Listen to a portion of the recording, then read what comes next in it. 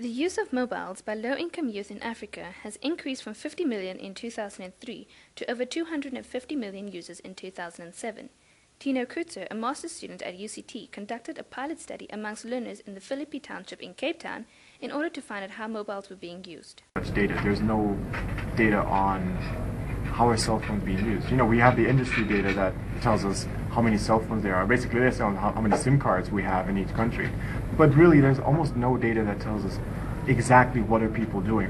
What are they using their phones for? We can't make assumptions and we can't plan for all these great initiatives that we're talking about here at Mobile Active without really knowing what's the underlying data. There's just no way to plan otherwise.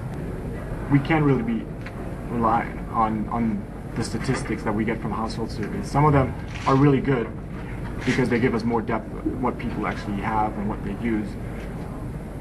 And we already have really striking results from the pilot survey where people use the internet in very high measures. 83% in that pilot use it on a typical day, and 91% use it for personal communication. 97% use the cell phone on the previous day. And that's really interesting stuff. And I think once we go on a larger scale now for the Cape Town region and then for South Africa, I think it'll be really important to see how these numbers play out as opposed to existing numbers. This kind of research, this kind of quantitative, qualitative approach is needed in many other countries, not just in South Africa. So I think we can start some partnerships going to other countries on the continent.